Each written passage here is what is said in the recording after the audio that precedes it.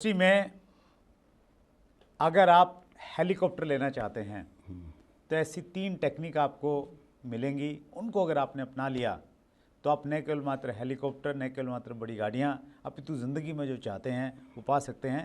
लेकिन उसके लिए आपको लास्ट तक बने रहना पड़ेगा। और इस इंटरव्यू में विनय कुमार पंदे साहब का एक अलग अंदाज, उनकी शायरी भी सुनने को मिलेगी, लेकिन तभी जब तक आप लास्ट तक बने रहेंगे। दोस्तों नमस्कार, आदाब, सत श्री अकाल। चैट विद सुरेंद्र वत्स के नए एपिसोड में आप सबका बहुत बहुत स्वागत है। आज फिर हमारे लिए एक बहुत बड़ा दिन। अगर आपने विनय कुमार पंदे सर का पुराना इंटरव्यू नहीं देखा तो इस इंटरव्यू में आप रिलेट नहीं कर पाएंगे। उतना मज़ा, उतना ज़्यादा आनंद नहीं आपको आ पाएगा। तो नीचे डिस्क्रिप्शन में हमने लिंक डाला है। विनय सर का जो पीछे वाला इंटरव्यू था वो जरूर सुनिए। आज फिर ज्ञान की गंगा चैट विद सुरेंद्र वत्स के व्यूअर्स के लिए बहने वाली है। 26 साल का एक्सपीरियंस 26 मिनट में आपको देने का हम प्रयास करेंगे। तो आइए बहुत उत्साह के साथ में स्वागत करते हैं उस शख्सियत का जो डायरेक्ट सेलिंग में अपने एक अलग अंदाज से जानी जाती हैं। विनय सर, चैट विद सुरेंद्र वत्स में एक बार फिर स्वागत है। नमस्कार व्यूअर्स।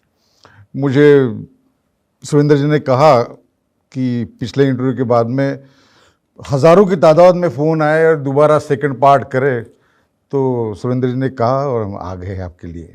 चलिए पूछिए। Thank you so much sir. पहले कुछ अच्छी चीज़ों से शुरुआत करते हैं। कुछ कॉम्प्लीमेंट्स पढ़ता हूँ। अरे फिर कॉम्प्लीमेंट्स।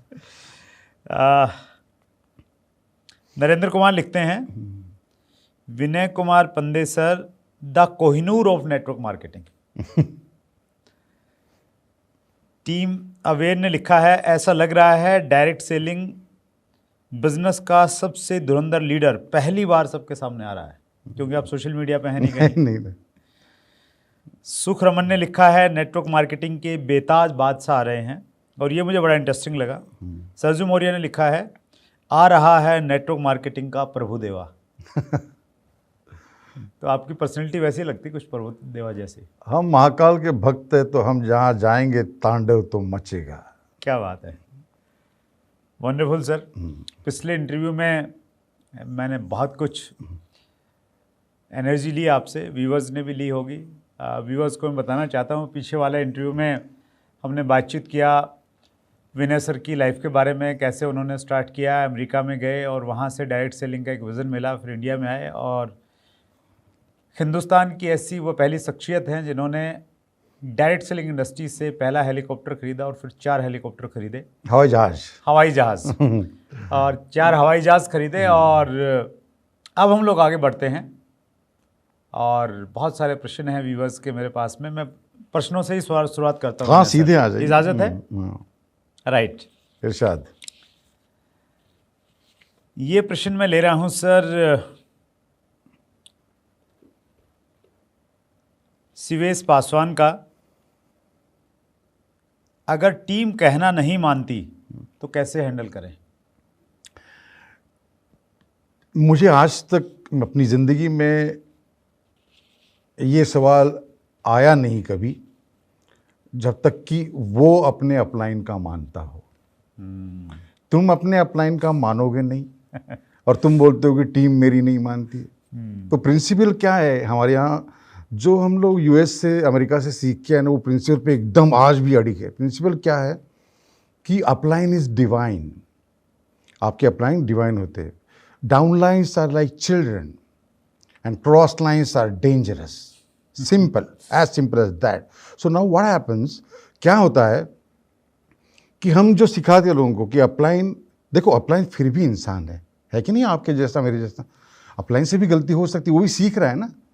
तब भी हम ये नियम बनाए रखते कि अगर आपका अपलाइन कुछ गलत कर रहा है या गलत बोला उसने कुछ, या आपको दुख दिया, ऐसा कुछ हुआ, तो आप ऊपर फ़ोन करिए, ऊपर के अपलाइन को, उसको बताइए, वो उसका इलाज कर देगा बराबर। मगर नीचे जैसे किसी वजह से एकदम से आपकी गलती ने डांट दिया आपको, और आपके साथ आपके 2 डाउनलाइन है, और फिर वो 2 डाउनलाइन आपको बोलते हैं क्या सर, क्या अपलाइन, मतलब क्या हो गया वो हमारा, आपको ऐसा बोला और आप चुपचाप देखते रहे।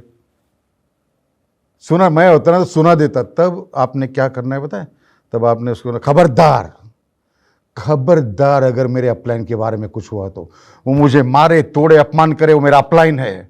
खबरदार मेरे अपलाइन को कुछ बोला तो। और फिर आप क्या करें, ऊपर बोल दीजिए सर देखिए मेरे साथ 2 डाउनलाइन थे, वो बोलने लगे मुझे, मगर मैंने सिस्टम की मर्यादा का पालन किया। मैंने बोला खबरदार अगर मेरे अपलाइन को कुछ बोला तो मेरे अपलाइन है वो कुछ भी कर सकते मेरे साथ। मगर साहब देखिए ये सही है क्या? फिर ऊपर वाला क्या करता है, उस अपलाइन को फ़ोन करता है जिसने अपमान किया, उसको बोलता है कि ये कोई तरीका है? ये सब मेरी गलतफहमी हो गई थी, बाद में मालूम पड़ा उसका दोस्त नहीं, मगर फिर भी क्या ये कोई तरीका है? उसके डाउनलाइन के सामने तुमने उसको ऐसा बोल दिया। अब जाओ उसके घर में उसकी माफ़ी मांग और गले मिल जा। सर मैं घर जाके जा, क्योंकि तू घर जाके माफ़ी मांगेगा अकेले में माफ़ी मांगेगा, उसके बाद उसका मन हल्का हो जाएगा और वो सालों साल स्टेज पे तुम्हें भगवान बोलता जाएगा। ये है सिस्टम हमारे यहाँ इंडस्ट्री में, गंद मची है, हम क्या कर सकते, इसकी वजह से ऐसे सवाल आते हैं। तो अगर आप ऐसे रहेंगे तो आपकी टीम नहीं मानेगी, ऐसा होगा, क्योंकि आप अपलाइन की सारी बातें मानते हैं और आपकी टीम आपकी बात नहीं मान रही, ऊपर से सारे चढ़ दौड़ेंगे अपलाइन। एक ऐसी स्ट्रॉन्ग सिस्टम चाहिए आपको जीतने के लिए। That's great, wonderful sir. वो कहावत है ना कि जैसा बोएंगे वैसा ही काटेंगे। एक बड़ा अच्छा एग्जांपल मैं शेयर करना चाहता हूँ सर। एक बार एक व्यक्ति थे, बुजुर्ग हो गए, तो बहुत ज़्यादा बुजुर्ग थे, कुछ उनसे अपने से कुछ होता नहीं था। तो परिवार में उनका बेटा था बड़ा, तो उसको लगा यार पिताजी बहुत परेशान रहते हैं और इनको इस परेशानी से मुक्ति दिलाता हूँ। तो वो उनको पास में नदी थी, नदी में लेके गए और नदी में ले जाके उनको बोला पिताजी चलिए आपको थोड़ा स्नान करवा के लेके आ जाते हैं। तो वो साथ में गए और जाके वो उनको थोड़ा गहरे पानी में लेके गए और गहरे पानी में ले जाने के बाद में वो उसको डुबोने वाले थे। तो उनको समझ में आ गया कि ये मुझे डुबोने के लिए यहाँ पे लेके आया है। तो उसने कहा कि बेटा रुक। तो पूछा क्या हुआ पिताजी? बोले तू मुझे थोड़ा सा और गहरे में ले जाके डुबो, तूने डुबोना है ना, थोड़ा गहरे में लेके जा डुबो। तो उसने कहा यहाँ क्यों नहीं? बोले यहाँ तो मैंने अपने बाप को डुबोया था, तू मुझे थोड़ा और गहरे में डुबो ताकि तेरा बेटा तुम्हें और ज़्यादा गहरे में डुबोएगा। तो हम जैसा करते हैं, क्या बात है, क्या बात है, क्या बात है साहब, वैसे ही होता है। लेकिन हम भूल जाते हैं कि हम क्या कर रहे हैं। तो ये हमारी इंडस्ट्री का सबसे खूबसूरत पहलू ही है सर। मुझे बहुत अच्छा लगता है कि ये है ना, आपको मतलब अगले जन्म में परिणाम नहीं मिलते, तुरंत मिल जाते हैं। आप अपलाइन का रिगार्ड करेंगे, टीम पूरी करेगी, आप उनको कुछ नहीं मानेंगे, लोग आपको कुछ नहीं मानेंगे। तो बहुत बढ़िया अलग अंदाज में आपने जवाब दिया विनय सर। सो आगे बढ़ते हैं सर। ये प्रश्न है सर कमलेश कुमार का, एक अनजान शहर में अपना नेटवर्क कैसे बिल्ड करें? ये इंडस्ट्री में सच में पता नहीं क्या रोग है और सबको लगता है। हम अपलाइन को कह रहे थे सर, मेरा एक दोस्त है इंदौर में, वो मुझे कह रहा है अरे भाई पूना इतना क्राउडेड है, यहाँ रोज लोग सुबह उठ के दांत मांजते चाय पीते ही है, तू इंदौर क्यों जा रहा है? जिसको भी ज्वाइन करो ना सीधा बोलता है साहब मुझे आसाम में काम कर। अरे तू मुंबई में है, तू आसाम, एकदम आसाम नहीं, मेरी बुआ जी आसाम में उनका, अरे तू यहाँ तो आसपास लोग है, वो तो कर। फिर अनजान शहरों में हो जाएगा नेटवर्क, क्योंकि यहाँ का आदमी वहाँ कहीं आसाम में उसका दोस्त है, समझे कि नहीं, वो वहाँ जाएगा, कुछ लोगों को बुलाएंगे, वहाँ करेंगे, फिर आहिस्ता आहिस्ता नेटवर्क बढ़ेगा। जैसे मेरा पूरे देश में है नेटवर्क, नेपाल में भी नेटवर्क है मेरा जी। तो अनजान शहर में, अरे तू पहले यहाँ पूरा करना, अपने आप चला जाएगा। हाँ, अनजान शहर में करने का तरीका है, हम करते हैं, वो हमारे यहाँ LDP में सिखाते हैं हम लोग, मगर वो लंबा प्रोसीजर है वो। मगर पहले तुम्हारा अपना शहर कहाँ खत्म हो गया है? अपने, ये सब लोगों का रोग है, मुझे भी लगा था ये रोग, तुम अलग नहीं हो इससे। तुम पहले ये सोचो कि मैं ये क्या कर रहा हूं, मेरे अपने शहर में इतने सारे लोग हैं, मैं वो छोड़ के अनजान शहर में क्यों? इसी शहर में अनजान लोग हैं ना भाई। That's great sir. हमारे एक मेहमान थे अल्पेश गज्जर, गुजरात से हैं। हाँ जी। तो उन्होंने भी बड़ी अच्छी बात कही। उन्होंने बोला कि जब मैंने बिजनेस की शुरुआत की तो मेरे पास में भी ऑप्शन थे, मैं अपने शहर में करूं, दूर करूं। बोले मैं गुजराती आदमी, तो मैंने हिसाब किताब लगाया कि 100 किलोमीटर दूर जाऊंगा, इतना तेल लग जाएगा, इतना टाइम लग जाएगा, तो मैं अड़ोस पड़ोस से शुरू करता हूँ। और उन्होंने कहा कि मैंने अपना इनिशियल बहुत बड़ा बिजनेस अपने शहर से ही बिल्ड किया, और वो हो सकता है कहीं ना कहीं ये मिथ लगता है लोगों को। That's great sir. अगला प्रश्न लेता हूँ। मिस्टर राज का प्रश्न है, हम किसी को प्लान दिखाएं, 1000-1500 का कोई प्रोडक्ट लिया, अभी ज्वाइन नहीं मिला, तो उसे प्रोडक्ट किस रेट पर दें? तो ये प्रश्न ये पूछ रहे हैं कि जैसे किसी प्रोस्पेक्ट से मिले, उसने ज्वाइन नहीं किया, वो प्रोडक्ट लेना चाहता है, तो उसको MRP पे दें, कुछ डिस्काउंट में दें, क्या करना चाहिए? हमेशा शर्तिया चले, आप ऐसे ही मत दे दीजिए। आप देखिए, आपको एक बात बताते हम, अगर आप उसको MRP पे देंगे, अभी देखो इंडस्ट्री को ऑलमोस्ट 29-30 साल हो गए हैं, नया नहीं है, मतलब ये 1998 नहीं चल रहा है, तो ये नहीं तो वो आ जाएगा उसके पास, वो देगा अगर डिस्ट्रीब्यूटर प्राइस में, तो फिर उसको टीस रह जाएगी आपके बारे में, वो बाद में भी कभी नहीं जुड़ेगा आपको फिर, समझे कि नहीं। एक दुकान बहुत चली यूएस में, छोटे में समझाता हूँ, बहुत चली, उसका किराने की दुकान थी मॉल में, और बहुत चलती थी, बाकी दुकानों नहीं, इसके पास हमेशा भीड़ लगी थी। पता है क्यों? उसका कारण क्या? उसने अपने बच्चों को भी बोल के रखा था, जब तोलोगे ना चावल तो थोड़ा ऐसे डालना इतना कि 50 ग्राम 30 ग्राम ज़्यादा ही हो।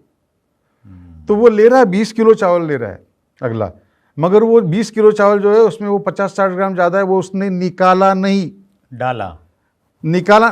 सब निकालते ना दुकान में, अरे ज़्यादा हो गया, निकाल, कितना हुआ 50 ग्राम, बेटे को बोला ठीक है कोई बात नहीं। ये जो अदा पसंद आ गई, हालांकि वो 20 किलो वाले को 50 ग्राम का पैसा मुश्किल नहीं है, ये जो अदा पसंद आ गई, धंधा फटे तक चल गया। तो मुद्दा ये है कि वो उसको दुखेगा भी उतना जो निकाल लिया। तो आप जो है उसको शर्तिया दे, मगर क्या कि देखिए, पहली बार आप ट्राई करना चाहते हैं, हमारी कंपनी की पॉलिसी नहीं है, मगर पहली बार ट्राई करना चाहते हैं तो मैं आपको डिस्ट्रीब्यूटर प्राइस में दे देता हूँ, ऐसे बोल के दे दीजिए। आई बात समझ में? क्या बात है, बहुत बढ़िया। अमेरिका में दुकान चली तो यहाँ भी खूब चलेगी। Wonderful sir. लक्की का प्रश्न है, नेटवर्क मार्केटिंग में जल्द सफलता न मिलने का कारण क्या है? जल्द का डेफिनेशन, पिछली बार भी हमने वो कहा था, आपकी जल्द की डेफिनेशन क्या है? मेरे पिताजी ने इतने साल दे दिए INS शिवाजी में, फोरमैन थे, वहाँ से आगे बढ़े, BRC इंचार्ज बने, इतने साल दे दिए। आपके पिताजी ने भी, कितना पेंशन आती है उनको, कितनी तनख्वाह बनी उनकी, बनी 1 लाख तनख्वाह बनी, 2 लाख बनी, 5 लाख 10 लाख 50 लाख तनख्वाह बनी।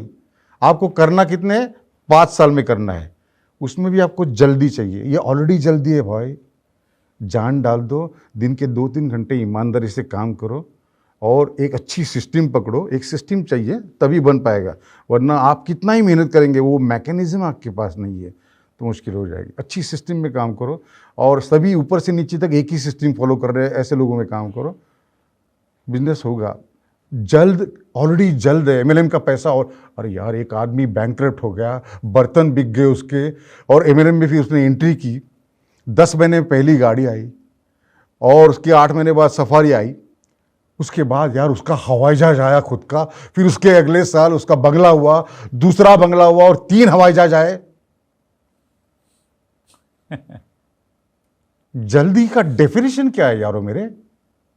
सीरियस हो जाओ, अपने सपने के प्रति कमिटेड हो जाओ, जान लगा के काम करो, सब होगा।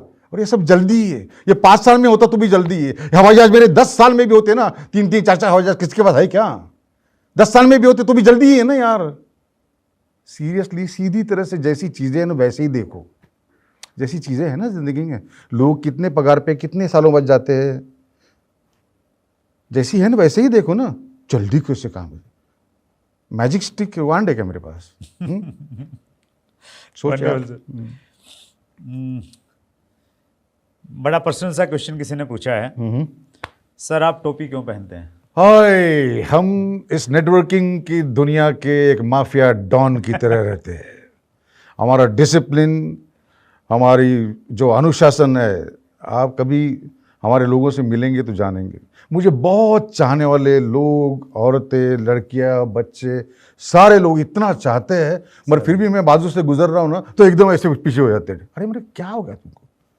आदमी हो, बूढ़ा हो, कोई ऐसे हो जाते, क्योंकि वो एक आपको एक, मैंने एक नया अवतार लिया, इंडस्ट्री टोटल बदल गई है, तो उसमें मुझे दिखाना था कि ये देखो ये कौन आदमी है। तो हमारे जो वीडियोज़ आते हैं ना, हमारे शिष्य डालते हैं 3-4-5 मिनट के, उसमें सीखने जैसा कुछ नहीं होता, मगर वो वीडियो जब देखते हैं तो अरे बाप रे, ये है कौन, ये नेटवर्क मार्केटिंग में है, ये तो कोई डॉन दिखता है।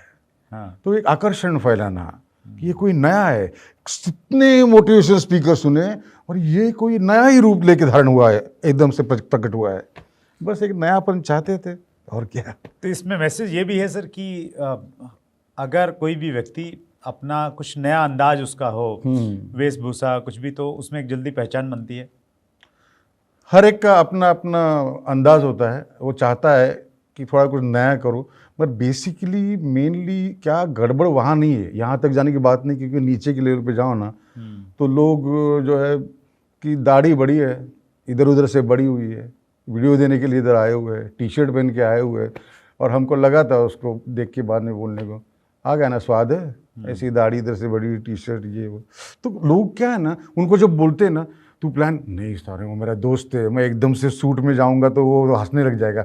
नहीं हंसेगा, नहीं हंसेगा वो तुम जब एक कोई अपॉर्चुनिटी दिखाने आ जा रहे हो, प्रॉपर सूट में जा रहे हो, कॉन्फिडेंट दिखोगे, और फिर तुम जब प्लान दिखाओगे ना, शूज में जीन पहन के, टी शर्ट पहन के मत जाओ, शूज में प्रॉपर शर्ट पैंट पहन के जाते हो, एक ब्लेजर टंगा दिया और दिखाते हो ना प्लान, तो वो देखता है कि प्रकाश मेरा यार बचपन का दोस्त था, एकदम क्लीन शेव्ड है, या तो शेव है तो पूरी क्लीन की, इधर इधर भी बाल है, इधर भी बाल है, ऐसा नहीं यार, ये तो रूप ही बदल गया। वो मिलते ही बोलेगा यार तू तो एकदम बदल गया है। अरे ज़बरदस्त अपॉर्चुनिटी मेरे दोस्त, मैं तुझे माफ़ी मांगना चाहता हूँ कि मैं तेरे पास लेट पहुँचा हूँ, चल समझते दोनों मिलके करेंगे, ज़बरदस्त काम करेंगे। वो लगेगा ना उसको कुछ तो इसके पास ऐसा आया हुआ है कि ये पहले वाला नहीं रहा, तो ये मुझे भी कुछ तो भी ऐसा दे सकता है कि मैं भी पहले वाला नहीं रहूँगा। नहीं मगर नहीं साहब, वो बचपन का है ना दोस्त, बचपन का है ना, रह फिर वैसे, जितना टाइम तेरे को वेस्ट करना है कर ले, और फिर बाद में पूछ कभी सुरेंद्र साहब के साथ चैट, सब जल्दी का तरीका बताइए ना, जल्दी कर ले, सूट पहन ले, दाढ़ी रोज करना सीख ले। इंसान में और बकरे में एक फर्क होता है कि बकरे को पता नहीं होता है दाढ़ी कैसे करनी है। हाँ यार, बदल ले यार। Everybody wants to win but nobody wants to change. Very true. How can you will win? Wonderful sir. Last प्रश्न ले रहा हूँ सर, विजेंद्र नाथ जी का प्रश्न है। सर आपने यूएस जाकर इतना अच्छा नॉलेज लेके इतना बड़ा काम किया, हवाई जहाज़ खरीदा, लेकिन वो तो आपका है, ऐसा कोई टेक्निक दीजिए जिससे भारत का हर नागरिक हवाई जहाज़ में BMW ले आए। भारत का हर नागरिक उसका जो सपना है ना उसके हिसाब से काम करेगा, ये पहली बात समझ ले। फॉर एग्जांपल हम जब सपना लिखवाते हैं ना डाउनलाइन से, तो उसका अपलाइन बैठा है, हम घूम रहे हैं ऐसे समझो, ग्रुप मीटिंग्स में लिखवा लो, एक हमने उनको दे दिया प्रयास, करिए चलिए। तो फिर वो बोल रहा है मैं इंडिका लूँगा, तो ये उसको अरे क्या इंडिका, ये ना होता लिखना, तो हम उसको पीछे से मारते, अबे तेरा सपना है वो सपना उसका है। तू बोलेगा अपलाइन बोल रहा है इसलिए इंडिका लिख देगा, और डेट भी तू बोलेगा वैसा लिख देगा, मगर वो सपना उसको हिलाएगा नहीं अंदर से, क्योंकि उसका सपना ही नहीं वो। उसको तो इंडिका चाहिए थी, इतनी बड़ी गाड़ी कभी मिलेगी, उसको नहीं लगता मुझे मिलेगी, उसको इंडिका मिलेगी ऐसा लग रहा है, इंडिका ही लिख। तो जबरदस्ती जहाज, सब लोगों को जहाज, जिसका सपना है ना तुम्हारा है मिलेगा।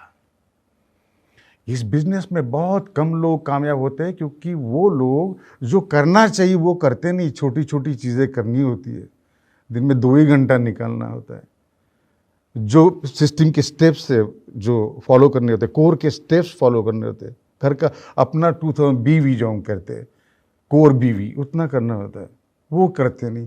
तू 50 का मान ले, है पैसा इसके पास, वो ले लेगा, अरे ऐसा नहीं करते, ऐसा नहीं करते। ये सब तरीके हैं, इसलिए मैं कहता हूँ इंडस्ट्री में गंद मची हुई है, इसमें से निकालने की अंदर से इतनी तमन्ना है कि इसको बदल दूंगा मैं इस इंडस्ट्री को।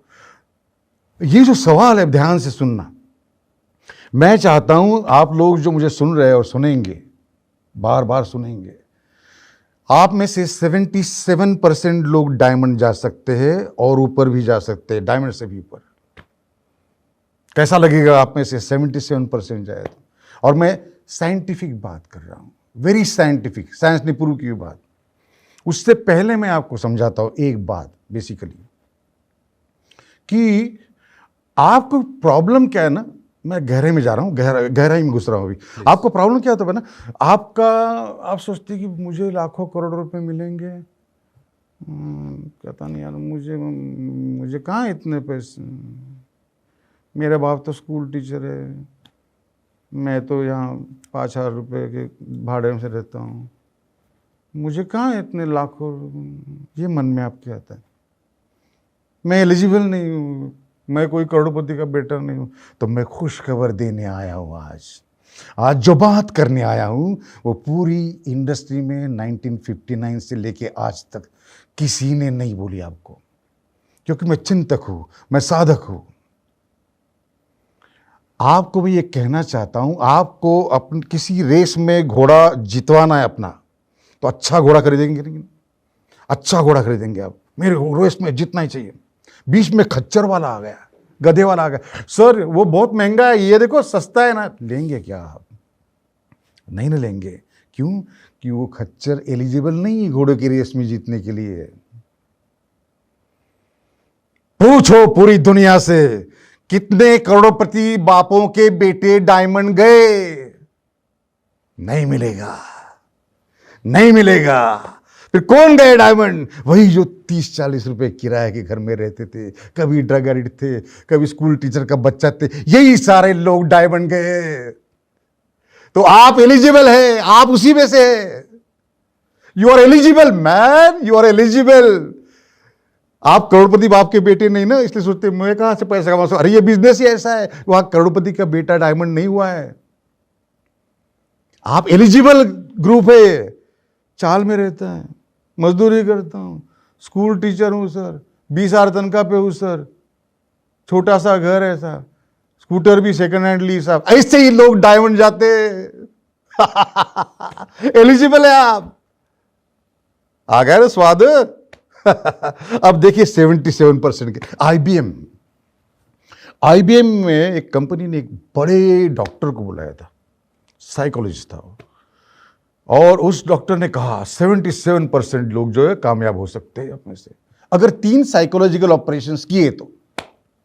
3, ये बड़ी गंभीर बात है, ये आपको यहां हिंदुस्तान में किसी ने नहीं बोली है, मैं यहां बैठ के बोल रहा हूं, नहीं बोली है।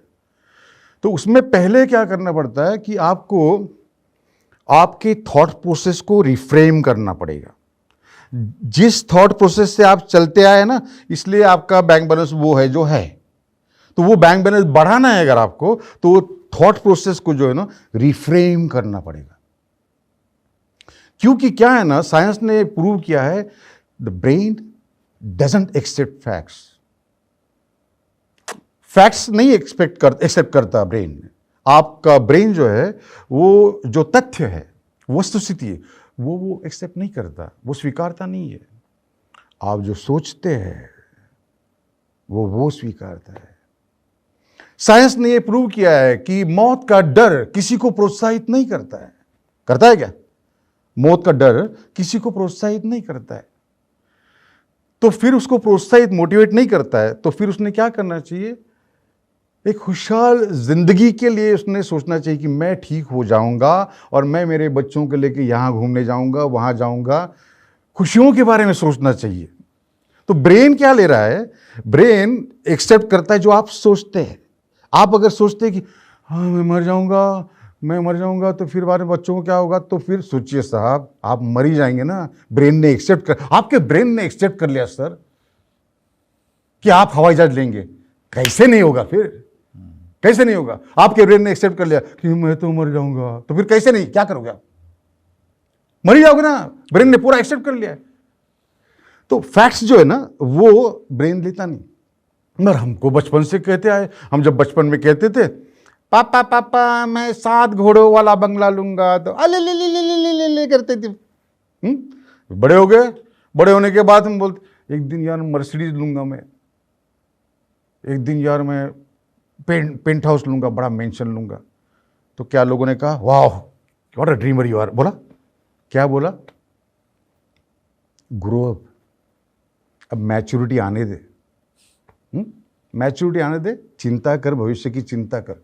ब्रेन देखिए, ध्यान से सुनिए, वो ब्रेन उसको चिंता करने को लग गया ना, तो ब्रेन चिंता में चला जाएगा। उसकी जगह वो worrying is what? Worrying is planning what may go wrong. चिंता करना मतलब प्लान करना कि मेरी जिंदगी में क्या बुरा हो सकता है। And dreaming means what? वो प्लान करना कि मेरी जिंदगी में क्या अच्छा हो सकता है। तो ब्रेन ये लेता है जो आप सोच रहे हो। तो ब्रेन अगर वो लेता है ना कि जो आप नहीं यार, मेरा एक दिन बंगला होगा, एक दिन मेरी गाड़ी होगी, अच्छी सी गाड़ी होगी, ये जब सोचते रहोगे तुम, तो ब्रेन आज क्या है वो देखता नहीं। वो ऐसा हाल हो गया है कि चिंता करना यानी मैच्योरिटी, चिंता करना मैच्योरिटी, एंड ड्रीमिंग यानी इमैच्योरिटी। इसमें से निकलो, इसमें से निकलो, निकलो निकलो निकलो। ये ड्रीमिंग मैच्योरिटी या चिंता करना इमैच्योरिटी, ड्रीमिंग जो है इमैच्योरिटी, चिंता करना मैच्योरिटी, ये दोनों चीजें है ही नहीं, क्योंकि इन दोनों चीजों का भविष्य से संबंध है। भविष्य, ड्रीम जो है वो भविष्य बंगला होगा, भविष्य से संबंध है, तो वो इररिलेवेंट हो जाती है, क्योंकि अभी तो है ही नहीं। वो न गाड़ी है, न वो मर गया है, वो भविष्य में मर गया। तो बात समझे, ये साइकोलॉजिकल है, काफ़ी साइकोलॉजिकल है। तो आप जब ड्रीम करते हैं शायद मेरी ज़िंदगी में क्या अच्छा होगा, मेरी एक गाड़ी आएगी, 2 साल में गाड़ी तो पक्का आएगी, 3 साल में एक बड़ा मेंशन नहीं तो एक पेंट हाउस तो 3 बेडरूम का आएगा, ये सोचते हैं ना, तो फिर ब्रेन उसको एक्सेप्ट करता है और फिर आपसे वैसे काम होते हैं जो होने चाहिए। मगर आप चिंता करते, मुझे लोग जुड़ेंगे क्या, ऐसे जियोगे, सपनों से उमंगों से भर जाओ, ब्रेन उसको एक्सेप्ट कर लेगा। फिर जब वो एक्सेप्ट कर लेता है तो ये हो गया फर्स्ट थिंग कि रिफ्रेम किया। सेकंड थिंग, मैकेनिज्म चाहिए। अब इस चेंज थॉट प्रोसेस को मैकेनिज्म चाहिए, एक वर्ल्ड वाइड प्रूवन सिस्टम चाहिए कि वो सभी लोग एक ही सिस्टम में काम करने वाले हैं। कोई अलग अलग कुछ निकाल रहा है, कोई यूट्यूब सुनता है, वहां जाके फिर स्टेज पे भाषण देता है, फिर बाद में उसका ही भाषण दूसरे स्टेज पे देखो तो और कोई किसी की यूट्यूब सुन के वो उसका भाषण देता है उसको। ऐसे अलग अलग तरीके से नहीं होता बिजनेस। लोग मोटिवेट हो जाएंगे, अच्छी थी कहानी इसलिए, मगर फाइनली करना क्या है जो हम सिखाते हैं जमीन पे उतर के, वो जो है सिखाने वाला चाहिए आपके पास। इस तरह से ये दूसरा होगा मैकेनिज्म, वो चाहिए। आपको मिल सकता है, आपकी कंपनी में मिल सकता है, वो चाहिए। तीसरी बात क्या है उसके बाद में कि रेडिकल चेंज। रेडिकल चेंज, कैसा चेंज? Radical change. जल्दी चाहिए ना, तो रेडिकलाइज हो जाइए। ये एक डॉक्टर ने IBN में कहा है, ये साइंस को उसको बैक कर रहा है। रेडिकल चेंज चाहिए आपके अंदर, इससे नहीं होता देखता हूं।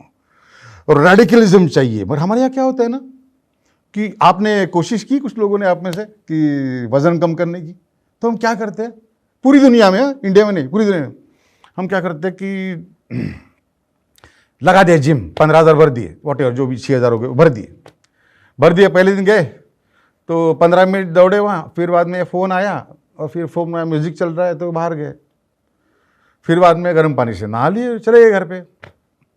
फिर डाइटिंग करना है तो डाइटिंग क्या क्या करना है सर कर दिए। फिर दूसरे दिन आए, आधा घंटा किया, आधा घंटा करने के बाद में फिर वापस फ़ोन पे लग गए और चले गए। फिर क्या हो गया बाहर, अरे सैराट बिरयानी, अरे जबरदस्त बिरयानी सुना मैंने, सैराट बिरयानी, चलो आज के दिन खा लेते, थोड़ा खा लेते आज, चलो। फिर बाद में क्या होता है, महीने के बाद क्या होता है, 500 ग्राम भी वजन कम नहीं हुआ साहब आपका। मतलब जिंदगी तो नर्क बना ही दी हुई है आपने, थोड़ा सा खा लेते, फिर बाद में फिर सब्जी खा लेंगे, सैलेड खा लेंगे, मतलब जिंदगी को तो नर्क तो बना ही लिया तुमने, और वजन भी कम नहीं हुआ। फिर सब कुछ लुटा के होश में आया तो क्या मिला, रेडिकलाइज हो जाओ। 5 बजे सुबह से 7, 2 घंटा, पहले दिन 2 घंटा नहीं, पहले दिन जाएंगे हम, चलते रहेंगे, स्लो चलते रहेंगे, चलेंगे पौना घंटा चलेंगे, फिर बाद में कुछ उठाने की कोशिश करेंगे, ठीक है, आहिस्ता आहिस्ता फिर वो स्पीड बढ़ाएंगे दूसरे। मगर जल्दी से जल्दी 10वें दिन 2 घंटा पूरा एक्सरसाइज, पूरा स्ट्रिक्ट डाइट, नहीं, कितना भी अच्छा लगे कुछ भी हो, मुझे जो डाइट दिया है डॉक्टर ने मेरे को वही खाऊंगा और बस। उसके अलावा मेरे को अगर भूख नहीं लगनी चाहिए, इसलिए फिर मैं खाना खाने के आधे घंटे बाद पानी पी लूंगा 2 लीटर, या फिर फल रख दूंगा कि वो खाऊंगा, मगर नहीं खाऊंगा। नहीं, जाओ गई भाड़ में बिरयानी। फिर क्या होगा, होता है ना फिर 1 महीने में अरे 8 किलो वजन कम हो गया। वो रेडिकल चेंज चाहिए। मगर हम क्या है ना, हम मॉडरेशन में जीते हैं पूरी दुनिया में, हाँ, इंडिया में नहीं, मॉडरेशन में। हाँ, थोड़ा थोड़ा करके, थोड़ा थोड़ा करके। अपलाइन बोलता है 15 प्लान दिखाने हैं 30 दिन में। हाँ करेंगे ना, आहिस्ता, अभी तो आए ना, करेंगे, थोड़ा थोड़ा करेंगे, थोड़ा थोड़ा। फिर बीच में जाए टुक करके पूछेंगे जल्दी कैसे काम हो सकते, अबे थोड़ा थोड़ा थोड़ा थोड़ा नहीं, 15 प्लान दिखाएंगे बोला ना आपने। मैंने वो 15 30 दिखाऊंगा, 30 शुरू प्लान 30 दिखाऊंगा प्लान। जा क्या करना है, बोलो बोलो क्या। मुझे पूछा मेरे अपलाइन ने कि अगर तुम ये सोचते हो कि तुमको 5 लाख, उस समय पे 5 लाख मैंने बोला था महीने कमाने है, उस अभी के समझ लो 1 करोड़ रुपए, हाँ 1997 के बाद यूएस में। तो उसने बोला फिर उसके लिए जो मैं बोलूँगा करें क्या। बोले ये जो प्रोडक्ट है हमारे, वो प्रोडक्ट सब तुम जो हमारे पास है वो सब घर में रख सकोगे, इस्तेमाल करोगे हर महीना कोर बन के, और बाकी तुम फेंक दोगे। तो मैंने कहा बाकी क्यों फेंकू, वो मैं किसी को दे दूंगा, मतलब अभी भी वहां लगा हुआ है तुम्हारा। वो जब तक तुम फेंक नहीं देते ना, नहीं थोड़ा डिटर्जेंट पड़ा, तुझे 5 लाख रुपया चाहिए महीने का, और थोड़ा डिटर्जेंट पड़ा है, मैं नहीं फेंक दूंगा।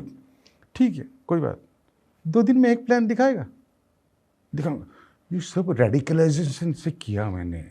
रेडिकल हो जाइए आप। मैंने फेंक दिया एक्चुअली, वो नहीं फेंक दिए। बीवी ने कहा फेंक क्यों रहे हो, नहीं फेंक दिए, बोला अपना ने, बोला फेंक दिया मैंने। आपको मैं महाकाल की कसम खा के एक बात बताता हूँ। एक बार मैं अपना बर्थडे भूल गया कोल्हापुर में, कई गवाह है इसके, कोल्हापुर में बर्थडे भूल गया मैं, और मैं हमारी कंपनी की टूथपेस्ट लाना भूल गया, या दौरे पे था तो कहीं कहीं रहेगी। अब मैं बोला यार होटल में टूथपेस्ट पड़ी थी, महाकाल की कसम खा के बोल रहा हूँ, मैंने नमक मंगवाया, नमक से मांजूंगा दांत, सलाद नहीं लूंगा टूथपेस्ट से, मेरी कंपनी की लूंगा। दांत मंजेंगे तो मेरी कंपनी की टूथपेस्ट से, नहीं तो नमक से मांजूंगा। इस तरह से रेडिकलाइज हो जाओ। कैसे नहीं आते फिर हवाई जहाज। ये है वो तरीका। रिफ्रेम करो, आपको एक जबरदस्त सिस्टम चाहिए, मैकेनिज्म चाहिए उस रिफ्रेम थॉट को, और बाद में आपको ये रेडिकल चेंज करना पड़ेगा। अगर आपकी जिंदगी में लाखों रुपए महीने के आने वाले हैं तो आप नहीं करेंगे।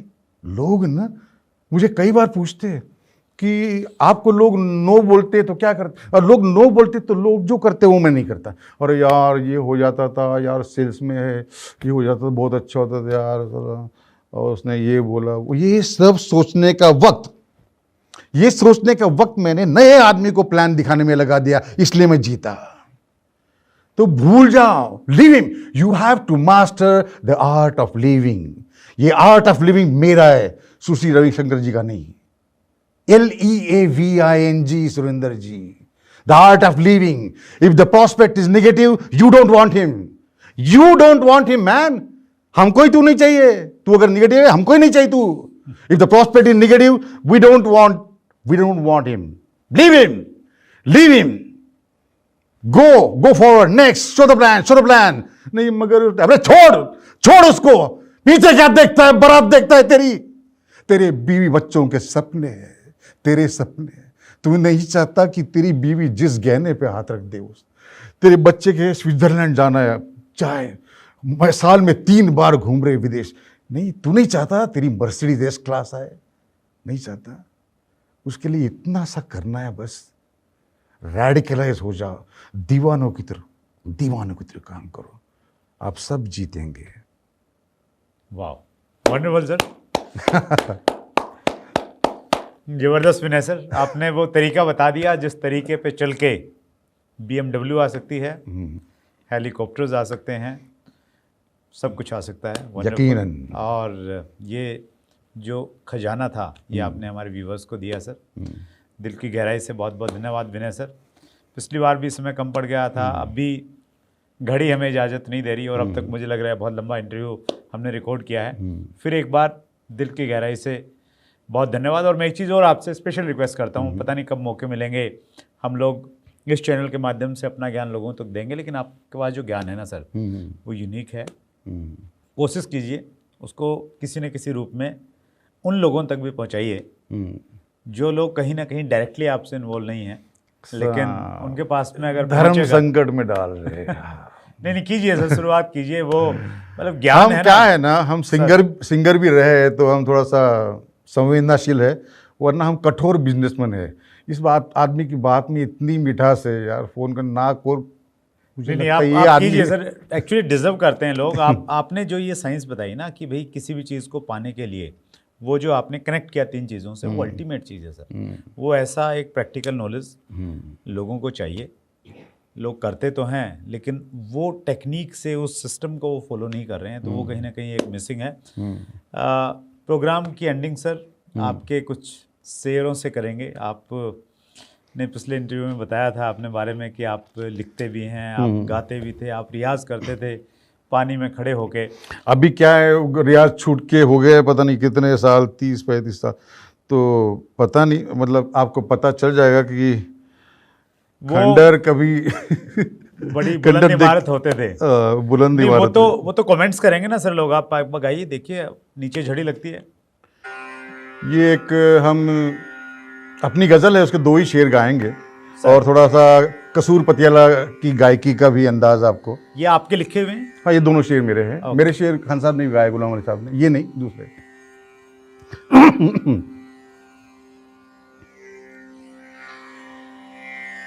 धनी धनी धसा सागम गसनी सागम गसनी समगम गसनी समगम धम गम गसा निसदनी निध मा ग म ग ग म धनी धनी सा। दिल ने मेरे सुकून के लिए सॉरी दिल ने मेरे सुकून के लिए क्या कहीं अभी, दिल ने मुझे सुकून दिलाने के लिए क्या बात कह दी।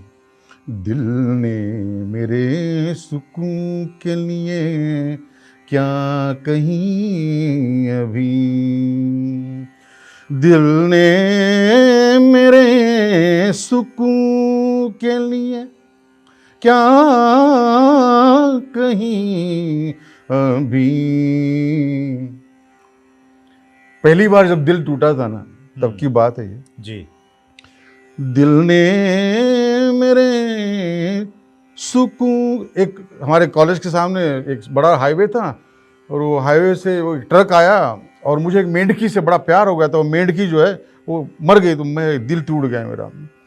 दिल ने मेरे सुकून के लिए, क्या बात बताऊं सुरेंद्र जी, घुटने के नीचे तक उस मेंढकी के बाल थे साहब। दिल ने मेरे सुकून के लिए क्या कहीं अभी, कि टूटा जरूर हूँ मैं, टूटा जरूर हूँ मैं, हाँ बिखरा नहीं अभी।